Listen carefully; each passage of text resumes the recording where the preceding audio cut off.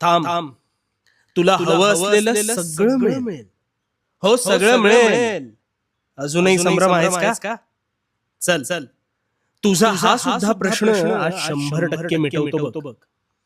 तुला माहितीये, तू उजेडातल्या खोलीतून एकदम उठून अंधारल्या खोलीत गेलास तर काय होतं रे?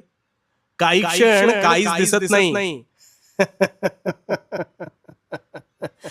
म्हणजे डोळ्यासमोर असा गडद अंधार होतो ना, पण काही क्षणातच हळूहळू न दिसत असलेल्या गोष्टी नकळत दिसू लागतात. हो ना? तुझ्या आयुष्यात येणारा अंधार सुद्धा तुझी अशीच एक परीक्षा असते.